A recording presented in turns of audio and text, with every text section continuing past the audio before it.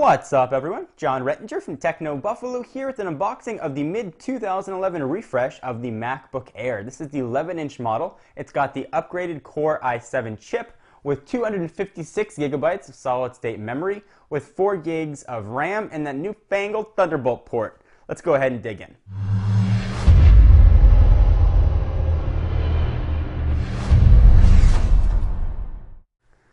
I've been a big fan and admirer of the MacBook Airs ever since the last update. I do almost all of my editing on iMovie and now Final Cut Pro, and oftentimes when I'm at trade shows or events, I have to do a lot of my editing on the fly. And the only knock that I had on the last generation MacBook Air was that it would take me forever to export videos. To export a 10-minute video would oftentimes take me 30-40 minutes. When I'm sitting there at a trade show floor waiting to get to the next thing, that 30-40 minutes can be killer. So I'm hopeful that this guy is going to increase my video export speeds.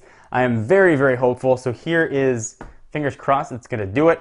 I'm going to try this coupled with one of those Elgato little thumb drives that plug right in there. We should get some pretty fast speeds. So enough of my jibber jabber. Let's go ahead and bring in Senor Stabby. We haven't seen Senor Stabby in a while, or El Stabbo, if you'd like. So MacBook Air on the front. All kinds of Apple logos and serial number on the back. Let's go ahead and cut its plastic. Go ahead and do this very ceremonially. I hope it doesn't hurt. I gave it anesthesia beforehand, so it's not even going to feel anything. Boom. Plastic is cut. And if this doesn't increase my video rendering times, well then maybe we have a really fun giveaway on our hands. So we'll go ahead and open all this business up. Peel back all the plastic. This was a special order. You have to, it's a build to order option. So you've got to build it online or build it in store and have them send it to you. Go ahead and lift off the top. Got that little bit of foam that we've seen. The packaging here looks identical to last generation. And the computer itself looks identical to last generation. Go ahead and lift up this tab. It is lifted up and the computer is sitting in there upside down. There it is, all its little wedge-shaped glory. This is again the 11.6-inch model with the 1.8 gigahertz i7 chip and 256 gigabytes of solid-state memory. You've got your typical MacBook Air accessories here. You got your MagSafe, looks like a MagSafe with the extension cord. And this guy does have Lion pre-installed. The last generation that had Snow Leopard actually came with the operating system on a thumb drive. This guy, however, has no thumb drive. Hello, I am your computer. And it's talking to you all about the computer. It does not have a FaceTime HD camera, but you do get 2 Apple stickers as a consolation. So if you want to restore this guy, you're going to have to do it completely online or make your own bootable install disk. But blah, blah, blah, accessories aren't exciting. Even to me, I'm not an accessory guy. So we'll push that stuff off to the side. Let's take a look at the MacBook Air. Go ahead and peel off all this plastic. I'll make it do a striptease for you. If I can get some romantic music here. Da-na-na-na. Oh no. Is it 18 and over or is it 21 and over? It's 21 and over because the whole thing just came off. Alright, enough of my bad jokes. Plastic is pulled. Let's take a quick look. We've got the MagSafe charger, one USB 2.0 port. There's the headset, which is also the microphone in. A little bit of a speaker there. On the other side, we've got the Thunderbolt port. The only way to tell the difference between the Thunderbolt port and the old mini display port is this one's got a little bit of a Thunderbolt logo and another USB 2.0 port. Battery is still sealed in. This keyboard is now backlit as opposed to the last generation. Go ahead and open it up.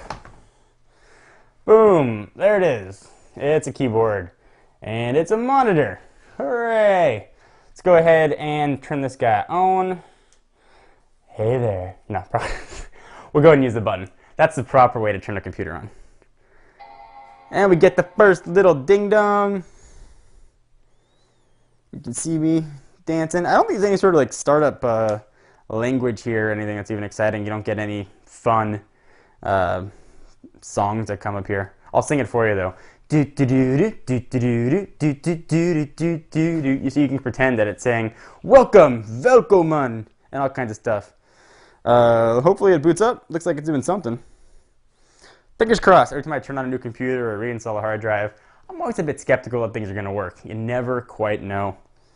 But I do have a mouse and I have a cursor, so it's a very simplified version. Oh, there we go. Yay! Use English as my main language. It's the only language that I can speak fluently, so we will use that. We'll go ahead, and I am in the United States of America. I am in the US. And it's going to go through and do all the setup business. I'll come back in just a minute. Not going to make you watch all this, and I'll see you guys in just a second. All right, so here we are in OS X Lion. This is about as clean install as you can get.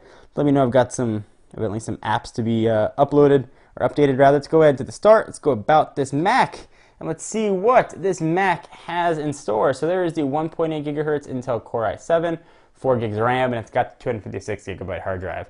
So of course, I will put this guy through its tests. I'll run everything through it, and I'll see how it works and see if it's worth the upgrade. It certainly doesn't come at an inexpensive price. So whether or not you're considering an upgrade or considering picking up your first MacBook Air, hopefully I can help shed some light for you. If you have any questions or things you want to see, leave them down below in the what have you. I'm John Rettinger from Techno Buffalo, and I'll see you in the next video.